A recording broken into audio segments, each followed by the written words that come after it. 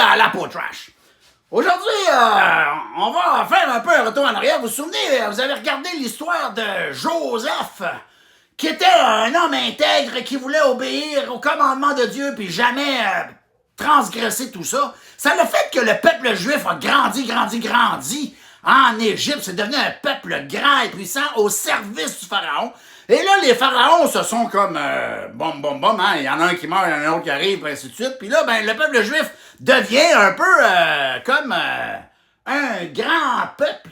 Puis il y a un pharaon qui pogne la chienne de voir cette gang de gars-là, puis de femmes-là, puis de monde dans son pays en disant ils sont puissants, ils pourraient se lever contre nous autres.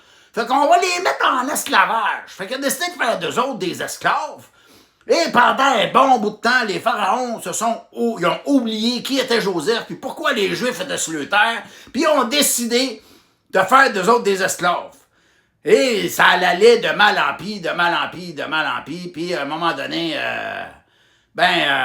il y a un gars qui a décidé de massacrer tous les nouveaux-nés qui venaient d'arriver dans le pays chez les Juifs. Fait que là, toutes les mamans qui venaient de mettre un nouveau bébé au monde, eux autres, ils se sont fait trucider le bébé. Il y a une femme là-dedans qui a dit « Hey, moi, ça peut pas arriver, ça.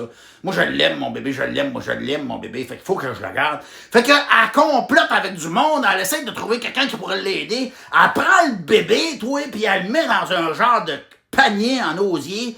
Elle l'amène, toi, puis elle le met sur le Nil, là, la rivière en Égypte. Puis là, elle le met là-dessus, puis là, le truc, il flotte. Elle veut pas qu'il se fasse trucider, mais ça dérange pas qu'il se fasse noyer. Qu'est-ce que tu veux que je te dise? C'est peut-être là que le baptême a été créé, en fin de compte, hein, mais on le sait pas.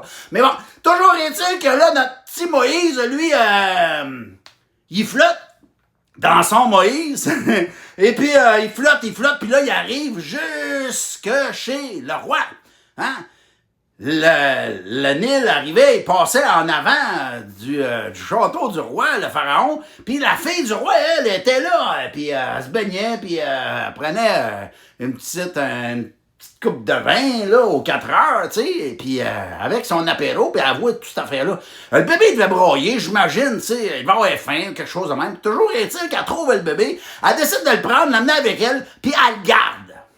Elle va pas dire à son père qu'elle a trouvé un bébé, ainsi de suite. Non, elle décide de le garder. Mais elle a dit, en fin de compte, parce que forcément, son père, il sait bien, elle l'a pas vu, lui, qui est enceinte, tu sais. Fait que, il sait que...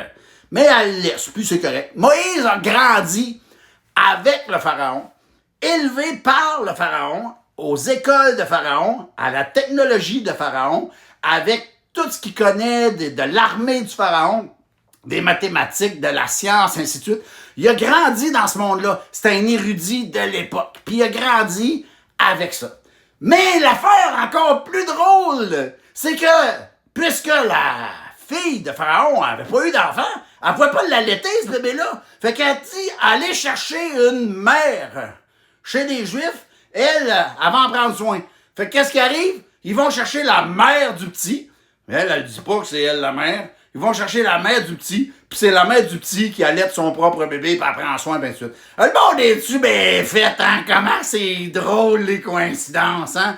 Ben, nous autres, on dit que la coïncidence, c'est la manière que Dieu prend pour passer inaperçu. Maintenant, fais donc ce que tu veux avec ça. La question que j'ai pour toi et moi aujourd'hui, c'est, toi, là, on te dirait qu'il faut que tu passes, là, tu massacres tout autour de toi ou que tu tombes dans un moment de guerre ou de destruction, ou tu tombes dans un moment où il y a quelqu'un qui a de l'autorité au-dessus de toi et tout ça, puis il te demande de faire quelque chose qui est complètement inconcevable. La question est, est-ce que tu vas te lever? Tu vas-tu le faire? Tu vas-tu laisser tomber? Tu vas-tu faire le nécessaire pour aller à l'au-delà de ça? Ou ben non, tu vas y être marcher comme tout le monde. Fait que ça, c'est ma question pour toi aujourd'hui à l'apôtrache. Et puis, oublie pas, hein, l'apôtrache, ben tabarnak, c'est l'histoire de la Bible, ça!